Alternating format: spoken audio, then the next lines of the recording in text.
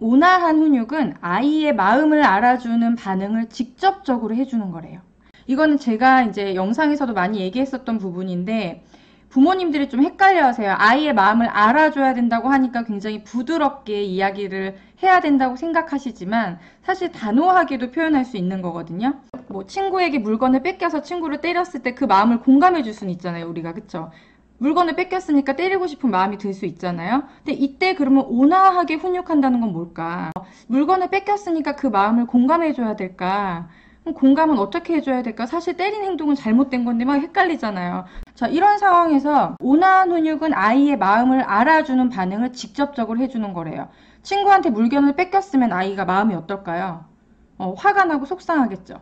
근데 이걸 잘못 오해해서 지금 네가 친구에게 물건을 뺏겨서 속상하구나, 화가 났구나 이렇게 얘기하면 메시지가 정확하게 전달이 안 돼요. 사실 지금 아이는 공격적인 행동을 했기 때문에 우리가 아이가 강으로 나왔기 때문에 부모님도 단호하게 강으로 나가야 되거든요. 제가 이거 훈육 마스터 과정에서도 굉장히 3주차 수업 때 중요하게 얘기하는 건데 아이가 짜증을 내거나 뭐 물건을 던지거나 화를 내거나 이렇게 강하게 나올 때는 부모님도 강으로 나가야 돼요. 이때 부드럽게 설득을 한다든지 뭔가 방향을 바꾸려고 한다든지 이러면은 아이들은 내 행동을 좀 인정해 주는 것 같은 생각이 들기 때문에 그 행동을 더 하게 되거든요. 내가 이거를 감정을 읽어줘야 되나? 부드럽게 말해야 되나? 헷갈린다면 일단 첫 번째는 아이의 반응을 먼저 보세요.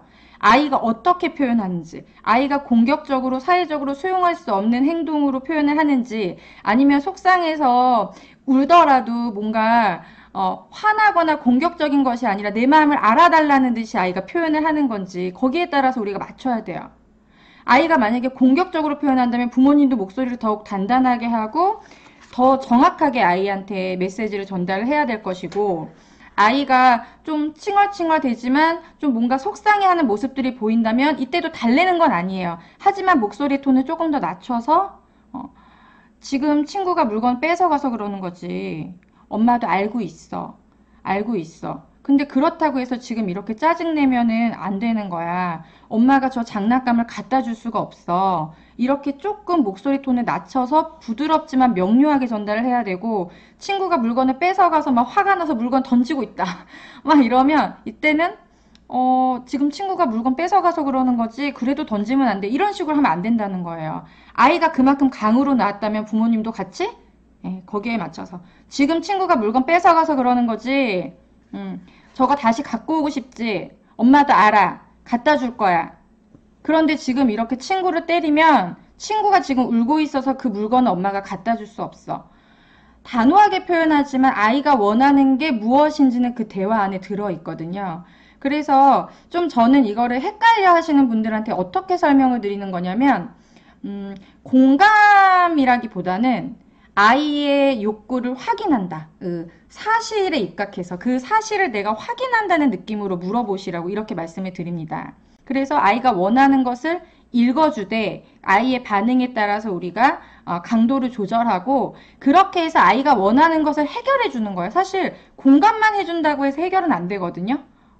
아이가 속상한 마음 읽어주고 뭐 어떻게 하고 싶은지도 물어보고, 그런데 결국에는 친구의 장난감, 뺏긴 장난감을 찾아주지 않으면 아이 입장에서는 소용이 없는 거예요. 그럼 어떻게 해결할 수 있는지, 어떻게 하면 그 친구의 물건을 다시 가져올 수 있는지 이런 것들을 훈육한 다음에 그 물건을 가져온 다음에도 사실 우리가 감정을 읽어줄 수 있거든요. 내가 막 생각해보세요. 한번 내가 막 화가 이만큼 나 있는데 남편이나 배우자가 계속 그 감정만 읽어준다고 해결이 될까요? 아이가 자꾸 막 짜증내고 잠 안 자고 막 잠투정해서 막 화가 이만큼 났어요. 근데 남편이 계속 화난 거 알아. 화난 거 알아.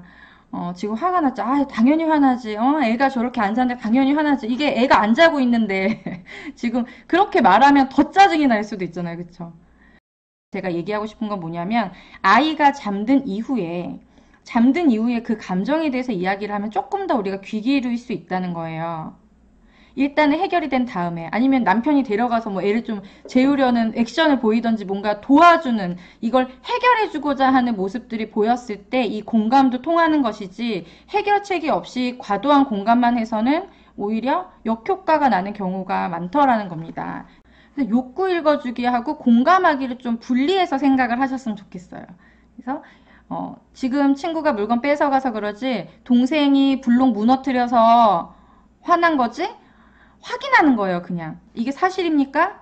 맞습니까? 확인하는 거예요. 나는 당신이 원하는 걸 정확하게 알고 있어요. 그걸 확인하는 거죠. 근데 똑같은 말도 동생이 블록 무너뜨려서 그래. 맞아. 화가 났구나. 속상하지. 그런데 동생을 때리면 안 돼. 이런 식으로 얘기하면 막 공감해서 내 편 들어줄 것 같다가 갑자기 뒤통수 치는 것 같은 느낌이 든단 말이에요. 예, 그래서 우리가 좀 조심해야 되는 부분이에요. 자, 이제 머릿속으로 상상해보세요. 우리 아이가 지금 막 떼쓰고 있어요. 막 칭얼거리고 있어요.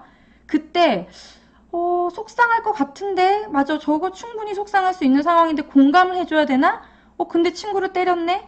지금 되게 과하게 짜증을 내네? 이거 어떻게 해야 되지? 헷갈린다면? 뭘 한다고요?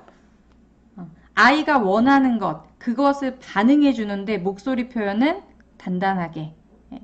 아이가 강으로 나오면 아이하고 같이 그 목소리 톤을 맞춰가는 거예요. 아이가 그러다가 엄마 말에 대답할 수 있고 울음이 잦아드는데 거기에서 더 강하게 팍 할 필요는 없어요. 그렇게 아이의 목소리 톤이 줄어들고 훈육으로 잡혀간다면 부모님도 점점 그 목소리를 풀어가면서 아이하고의 그런 걸 맞춰가는 거예요. 그렇게 하면서 우리가 훈육을 이끌어가는 겁니다.